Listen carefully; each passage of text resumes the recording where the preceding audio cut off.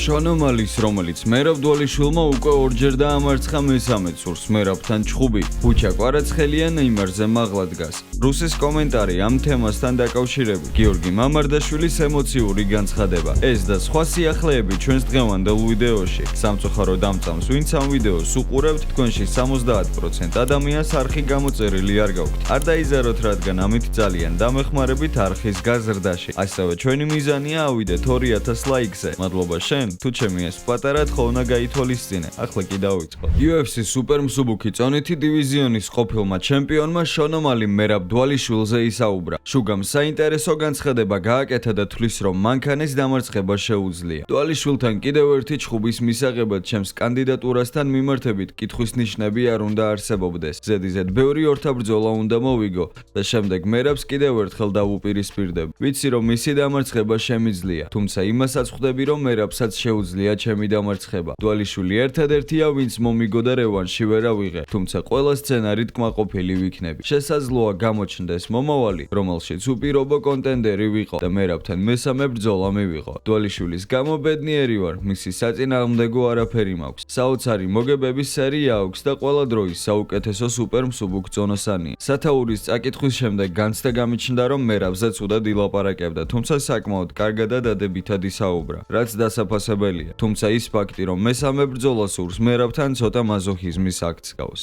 წარმატებები შონომალისაც, რადგან როგორც ჩანს ის მართლაც გამოსწორდა და აღარ საუბრობს ნეგატიურად არც ქართველებზე და არც კონკრეტულად მერაბ დვალიშვილზე. მერაბს კი მადლობა, რომ ასეთი დიდი და დიადი მებრძოლია. გიორგი მამარდაშვილი ვალენსიას დაემშვიდობა ქართველმა ფეხბურთელმა, რომელიც უახლოეს პერიოდში ლივერპულს შეუერთდება, სოციალურ ქსელში ემოციური ვიდეო გამოაქვეყნა და ღამურებს და მათ გულშემატკივრებს მადლობა გადაუხადა. ვალენსიაში რომ მოვედი, ბევრმა იფიქრა, რომ ეს ცდა იყო და მეც ვცადე. პატარა ვიყავი, როდესაც პირველად ფეხბურთის თამაში დავიწყე. არც ხმაური იყო, არც კამერები, უბრალოდ თამაში. რაღაც შიგნიდან მეუბნებოდა, დარჩი აქ, ეს შენი ადგილია. როცა გრძნობ, რომ რაღაც შენშია, უკან არ უნდა დაიხიო. აზროვნება ეს არის შრომა, რომელიც მოითხოვს სიძლიერესა და გამბედაობას. მეკარეობა პირველ რიგში აზროვნებაა. წამში უნდა მიიღო გადაწყვეტილება და აიღო პასუხისგებლობა. როცა ამას სწავლობ, დრო შენს მხარეს გამოდის. ბევრი წაგება იყო, ბევრი შეცდომა, მაგრამ ერთხელაც არ მიფიქრია, რომ ამას ვერ შევძლებდი, რადგან მაშინაც კი, როდესაც გარედან ჩუმად ხარ, შიგნიდან შეიძლება იბრძოდე. დღიდან დღემდე, თამაშიდან თამაშამდე, დარტყმიდან დარტყმამდე ვსწავლობდი, ვიზრდებოდი და ვიმარჯვებდი. ვალენსია მუდამ ჩემს გულში დარჩება. კლუბი,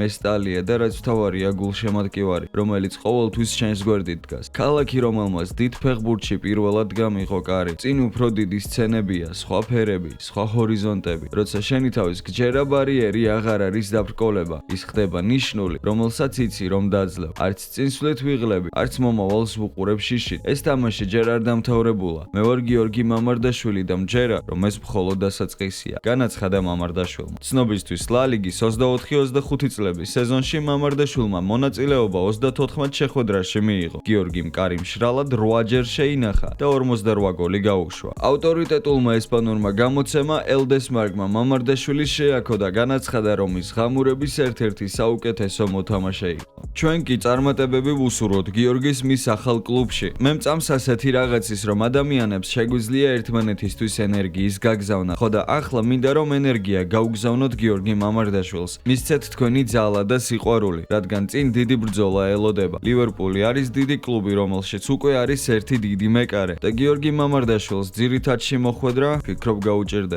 თუმცა შრომით და ჩვენი სიყვარულით ყველაფერს შეძლებს. ამიტომ ამ ვიდეოს კომენტარებში გიორგის პოსტების ქვეშ, სურათების ქვეშ, ყველგან სადაც შეგხვდებათ რაიმე დაკავშირებული გიორგი მამარდაშვილთან, მაქსიმალური სიყვარული, სითბო და მხარდაჭერა დაანახეთ. მოგეხსენებათ მადრიდის რეალი ჩაბი ალონსომ ჩაიბარა და თავისი მოთხოვნები ფეხბურთელებს უკვე გააცნო. ამის შესახებ კადენას ერიწერს. სამეფო გუნდი ესპანელი სპეციალისტის ხელმძღვანელობით პირველად 18 ივნისი თამაშებს. რეალი მსოფლიო საკლუბო ჩემპიონატზე ალ-ჰილალს დაუპირისპირდება. კადენას ერის ჟურნალისტი ხავიერ ერაესი კლუბში თავის წყაროზე დაყრდნობით წერს, რომ ალონსომ ფეხბურთელებს შემდეგი რამ უთხრა. ისინი, ვინც არ ირბენენ და ძალის ხმევას დაიშურებენ, არ ითამაშებენ. სახელებს მნიშვნელობა არ აქვს. თქვენ უბრალოდ არ უნდა იდგეთ და ელოდოთ, როდის მოგცემენ ბურთს. რათა გაიტანოთ. თითოეული ბურთისთვის უნდა ირბინოთ. შეგახსენებთ, რომ ჩაბიმ რეალი 25 მაისს ჩაიბარა და მან ამ პოსტზე კარლო ანჩელოტი შეცვალა. მანამდე მან თავი ლევერკუზენის ბაიერნში დიდებულად წარმოაჩინა, სადაც 23-24 წლებში ბუნდესლიგა წაუგებლად მოიგო. ალონსომ ბაიერს ასევე გერმანიის თასი მოაგებინა და ახლოს იყო ევროპა ლიგის მოგებასთან, თუმცა ფინალში გასპერინის ატლანტასთან უშანსო დამარცხდა.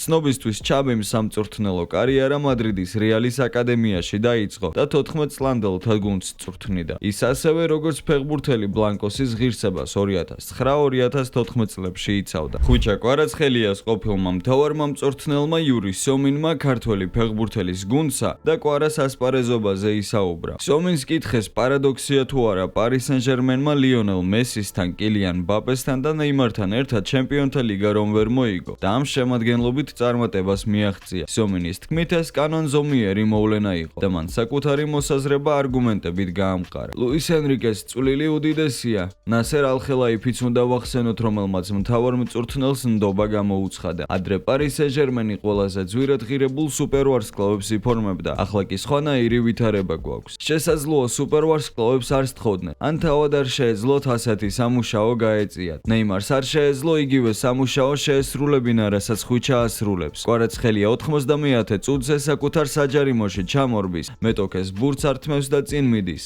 დეზირე დუე და ბრედლი ბარკოლაც ასეთები არიან. უსმან დემბელემ ძალიან გამაოცა, ის პრესინგისას უდიდეს სამუშაოს ასრულებს და მესი იმავეს ნამდვილად ვერ გააკეთებდა. ფიზიკურად არ შეეძლო. ძველი პარი სენ-ჟერმენი არასტაბილური გუნდი იყო, რადგან სამი ფეხბურთელი დაცვაში პრაქტიკულად არ თამაშობდა. გუნდი ცდილობდა 6-7 ფეხბურთელი უკან ყოფილიყო 3 წინ. ეს სამი სუპერვარსკვლავი თანაგუნდელებს არ ეხმარებოდა. უკან არ ჩადიოდნენ და არც ასეთ პრესინგს მიმართავდნენ. სხვათა შორის სიომინმა კვარაცხელიაზე ცალკეც ისაუბრა და განაცხადა, რომ სულის ნაწილი დაკარგა, როდესაც ქართველმა ფეხბურთელმა ლოკომოტივის რიგები დატოვა. მისი თქმით, ხუჩა მისაბაძი მაგალითია და მისი წყალობა საქართველოში საფეხბურთო ბუმია. 442 მსოფლიოს საუკეთესო მარცხენა გარემარბები დაასახელა. ავტორიტეტული ბრიტანული ჟურნალის ტოპ-10-ში პარი სენ-ჟერმენის ქართველი ფეხბურთელი ხუჩა კვარაცხელიაც მოხვდა. კვარა მეორე პოზიციას იკავებს და მხოლოდ რაფინიას ჩამორჩება. ტრებლი პარი სენ-ჟერმენთან ერთად და სკუდეტოს მორიგი медали? ცუდი არა. ევროპული ფეხბურთის მწვერვალზე საქართველოს ოქროს ბიჭუნას ხუჩა კვარაცხელიას აღზევება ისეთი რამა, რასაც ევრო 2024-ის მაყურებელთა უმრავლესობა ველოდებოდით და ვარაუდობდით, რომ მოხდებოდა. მსოფლიოს ერთ-ერთი საუკეთესო დრიბლიორი, ორივე ფეხით ერთნაირად კარგად თამაშობს და ნამდვილი კოშმარია, როდესაც შენ წინააღმდეგ მოდის. გამომდინარე იქიდან, რომ პარი სენ-ჟერმენის ვარსკვლავს ჭკვიანური ჯარიმების მოპოვება უყვარს და მეტოქე გუნდის მცველებს იტყუებს ორთაბრძოლებში,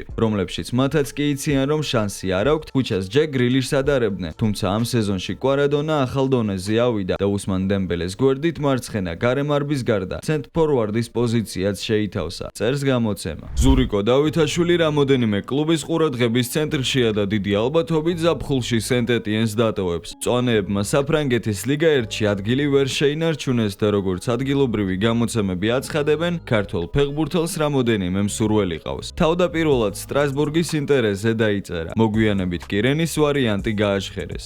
ავტორიტეტულმა ფრანგულმა გამოცემა ლეეკვიპმა დაადასტურა, რომ დავითაშვილის გადაბირებით რენი რეალურადაა დაინტერესებული და შესაძლოა სენტ-ეტიენს წინადადებით მიმართოს. ლეეკვიპის მიხედვით დავითაშვილს მსურველები თურქეთიდანაც ყავს და საუბარი ბეშიქტაშზე და გალათასარაიზეა, მაგრამ ზურიკოს თურქეთში წასვლის პერსპექტივა არ ხიბლავს. რენი მოვლენებს აქტიურად აკვირდება, მაგრამ არ იჩქარებს და სიტუაციის განვითარებას დაელოდება. ცნობისთვის საფრანგეთის ჩემპიონატის გასულ გათამაშებაში 24 წლის ქართველმა ფეხბურთელმა 34 მატჩში თავი 9 გოლითა და 8 საგოლე პასით გამოიჩინა. მწვანეებთან კონტრაქტი კი 2028 წლის ზაფხულამდე აქვს გაფორმებული. წარმატებები ზურიკოს და იმედია უკეთესი ვარიანტებიც გამოჩნდება ქართველი ფეხბურთელისთვის და ის შეძლებს, რომ თავი წარმოაჩინოს და მომავალში გრანდებში ვიხილავთ. დღევანდელი ვიდეო კი დასასრულს მიუახლოვდა. იმედია მოგეწონათ, ასეთ შემთხვევაში გლიჯე ლაიქის ღილაკს და გამოიწერე არხი, რადგან ამით ძალიან დაგვეხმარები. მე კი გემშვიდობებით და აბა წარმატებები.